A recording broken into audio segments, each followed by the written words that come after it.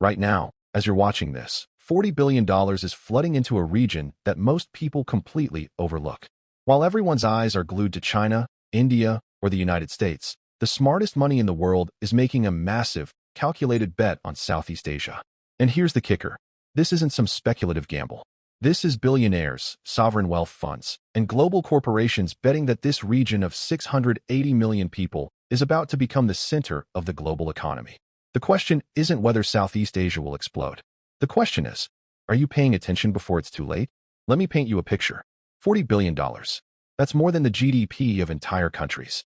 That's more money than most of us will see in 1,000 lifetimes. And it's all being poured into a region that, until recently, was known more for beaches and backpackers than business empires. But something has fundamentally shifted. The tectonic plates of global economics are moving, and Southeast Asia is sitting right at the epicenter. To understand why this is happening, we need to go back a decade. China was the factory of the world. Everything you owned, from your phone to your shoes, probably had "Made in China" stamped somewhere on it. But then things started changing. Labor costs in China began rising dramatically. The average Chinese factory worker who made $3 an hour in 2010 was making $15 an hour by 2020. Environmental regulations tightened. And then came the trade wars, the tariffs, the geopolitical tensions that made every CEO nervous about having all their eggs in the China basket. Meanwhile, just south of China, there was this cluster of countries that nobody was really talking about. Vietnam, Thailand, Indonesia, Malaysia, the Philippines, Singapore. Countries with young populations, hungry workforces, and governments desperate to attract foreign investment. Countries where you could still find factory workers willing to work for a fraction of Chinese wages. Countries with ports, infrastructure projects in development, and most importantly, political stability that made them attractive alternatives. The exodus began quietly. First, it was textile manufacturers, then electronics, then automotive parts. Apple started shifting iPhone production to Vietnam and India. Samsung built massive facilities across Vietnam and Thailand. Tesla started eyeing Indonesia for its nickel reserves, critical for electric vehicle batteries. What started as a trickle became a flood, and that flood is now worth $40 billion and counting. But here's where it gets really interesting. This isn't just about cheap labor. If it were only about finding the next low-cost manufacturing hub, this story would be boring and predictable. No, what's happening in Southeast Asia is something far more profound. This region is leapfrogging. They're skipping entire generations of technology and infrastructure that the West spent decades building. Think about it. In the United States and Europe, we built landline telephone networks, then slowly transitioned to mobile. We built traditional banking systems, then gradually added digital features. We built brick-and-mortar retail, then awkwardly adapted to e-commerce. Southeast Asia, they're jumping straight to the endgame. Millions of people in Indonesia and the Philippines got their first internet access through a smartphone, never touching a desktop computer. They're using mobile payment apps before they ever had a credit card. They're shopping on super apps like Grab and Gojek that combine ride-hailing, food delivery, payments, and banking, all in one platform. Indonesia alone has the fourth largest population in the world, 275 million people, and more than half of them are under 30 years old. These aren't just consumers. They're digital natives with smartphones in their pockets and an appetite for technology that rivals Silicon Valley. The middle class in Southeast Asia is projected to grow by 125 million people by 2030. That's 125 million new consumers with disposable income, looking to buy everything from motorcycles to premium coffee to streaming subscriptions. Let's talk about Vietnam for a moment, because Vietnam's story is absolutely wild. 30 years ago, this was a country recovering from decades of war, one of the poorest nations on earth. Today, Vietnam is giving China a run for its money. In 2023, Vietnam exported over $370 billion worth of goods. Samsung alone produces half of its smartphones in Vietnam. Intel, Nike, Adidas, they're all there.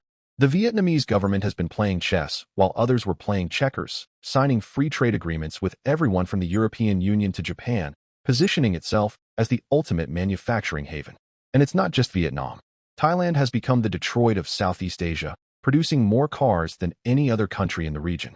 Walk into a Toyota or Ford dealership anywhere in the world, and there's a good chance that vehicle was assembled in Thailand. Indonesia is positioning itself as the global hub for electric vehicle battery production, sitting on some of the world's largest nickel reserves. Malaysia and Singapore have become tech and financial powerhouses, attracting everyone from Google to Goldman Sachs to set up regional headquarters. But let's address the elephant in the room. $40 billion sounds impressive, But is it really enough to transform an entire region? Here's the thing. 40 billion is just what we can see. That's the announced investments, the publicized deals, the headline-grabbing factory openings. The real number is probably 2 or 3 times that when you factor in private equity, venture capital, real estate development, and infrastructure projects that don't make the news. And the money keeps coming. China itself, despite being the country everyone's moving away from, is investing heavily in Southeast Asia through its Belt and Road Initiative. Japan is pouring in tens of billions.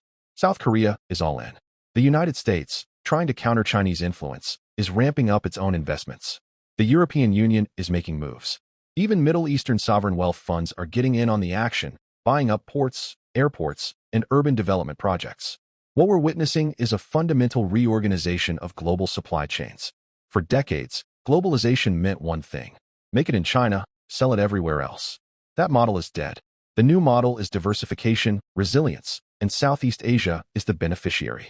Companies are adopting what's called a China Plus One strategy, maintaining some presence in China while building robust alternatives in Southeast Asia. Some are going even further with China Plus Many, spreading production across Vietnam, Thailand, Malaysia, and Indonesia to hedge their bets. Now, I know what some of you are thinking. This sounds too good to be true. What are the risks? What could go wrong? And you're right to be skeptical, because there are absolutely challenges. Infrastructure in many Southeast Asian countries is still developing. Roads, ports, and electrical grids that work smoothly in Singapore or parts of Thailand can be nightmares in rural Indonesia or the Philippines. Corruption remains an issue in several countries. Bureaucracy can be maddening. Environmental concerns are real, as rapid industrialization often comes at a cost to rainforests and ecosystems. Political stability, while generally good, isn't guaranteed. Myanmar's coup in 2021 was a stark reminder that democracy in the region is fragile. Territorial disputes in the South China Sea create tension. The region's vulnerability to natural disasters, from typhoons to earthquakes, poses real risks to supply chains. But here's the counterargument. Every emerging market has risks. China had all these same concerns in the 1990s and early 2000s. India still has many of them today. The investors putting $40 billion into Southeast Asia aren't naive. They're sophisticated. They've done the math. They've weighed the risks against the rewards. And they've decided the potential upside is worth it. Because the upside is absolutely massive. We're not just talking about manufacturing. We're talking about a digital economy that's expected to hit $1 trillion by 2030. We're talking about fintech companies serving hundreds of millions of unbanked people. We're talking about e-commerce platforms that are seeing 30, 40, even 50% year-over-year growth. We're talking about gaming, entertainment, education technology, health tech, logistics, renewable energy. Every sector you can imagine is exploding. Consider the startup ecosystem. Southeast Asia has minted multiple unicorns, companies valued at over $1 billion in just the past few years. Grab, Gojek, Tokopedia, Lazada, Sea Limited. These aren't just regional players. Sea Limited, which started in Singapore, now operates across Southeast Asia and Latin America, with a market cap that peaked at over $200 billion. That's larger than many traditional Fortune 500 companies. The venture capital flowing into Southeast Asian startups has gone from a few $100 million a year a decade ago to tens of billions annually now. Why? Because investors see what's coming. They see 680 million people, most of them young, most of them mobile first, most of them ready to spend money on digital services. They see markets that are still relatively open, not dominated by 1 or 2 giant players the way China is with Alibaba and Tencent, or the US is with Amazon and Google. Let's zoom out for a second and think about what this means for the global economy. For the past 40 years, the story of global growth has been China. China lifted 800 million people out of poverty. China became the world's factory. China became the second largest economy on Earth. That was the megatrend that defined a generation of investing, business strategy, and geopolitics. Southeast Asia could be the next chapter of that story. Not a replacement for China necessarily, but a new center of gravity in the global economy. A region that combines manufacturing muscle with digital innovation, demographic dividends with strategic geography, political pragmatism with economic ambition. And here's what's fascinating. Southeast Asia isn't trying to be China. The countries in the region are developing their own models, their own identities. Singapore has become a global financial hub that rivals Hong Kong. Vietnam is emerging as a manufacturing powerhouse with a unique communist-capitalist hybrid system. Indonesia is leveraging its massive domestic market to build homegrown champions. Thailand is positioning itself as the innovation and automotive center. Each country is playing to its strengths while remaining deeply interconnected through trade, investment, and regional cooperation frameworks like ASEAN. The timing couldn't be better either. The world is fragmenting. Globalization as we knew it is being replaced by something messier, more regionalized. Supply chains are shortening. Companies want production closer to their end markets. They want redundancy. They want options. Southeast Asia provides all of that. It's close to China, but not China. It's close to India, but not India. It's positioned perfectly between the Pacific and Indian Oceans, making it a natural logistics hub. The infrastructure investments happening right now are mind-blowing. High-speed rail networks are being built. Deep water ports are being expanded. Special economic zones are popping up everywhere, offering tax breaks and streamlined regulations to attract foreign companies. Digital infrastructure is racing ahead, with some Southeast Asian countries having faster average internet speeds and higher mobile penetration rates than parts of Europe or the United States. And then there's the human capital. Yes, labor is still relatively cheap in many Southeast Asian countries, but that's not the only story. Education levels are rising rapidly. Universities are churning out engineers, programmers, and business graduates.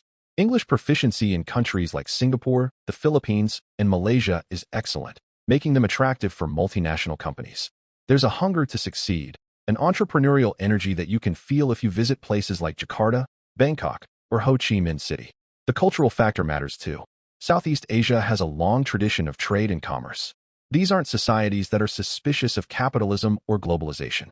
They've been trading with China, India, the Arab world, and Europe for centuries. They're comfortable with diversity, with different languages and religions coexisting. That openness, that flexibility, is an asset in today's interconnected world. So where does this all lead? Fast forward 10 years. It's 2035. What does Southeast Asia look like if this $40 billion bet pays off the way investors hope? You're probably looking at a region with a combined GDP pushing $5 trillion, rivaling major economies like Germany or Japan. You're looking at multiple cities, Jakarta, Manila, Bangkok, Ho Chi Minh City, that are genuine megacities with 15, 20, even 25 million people, all of them economically vibrant. You're looking at a middle class of 400 million people or more, with spending power that makes them impossible for any global company to ignore.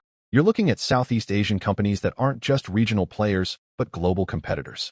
You're looking at innovation hubs that are launching the next generation of technology, particularly in areas like mobile payments, super apps, and solutions tailored for emerging markets that could then be exported worldwide. You're looking at a region that has successfully navigated the transition from low-cost manufacturing to higher-value production, from copying to creating. But here's the real question, and this is why I wanted to make this video. Are you positioned for this? Because this isn't just a story for investors and corporations. This affects everyone.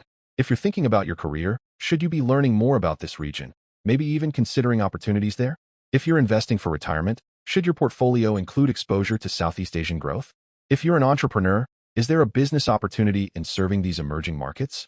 The people and institutions putting $40 billion into Southeast Asia right now aren't doing it for fun.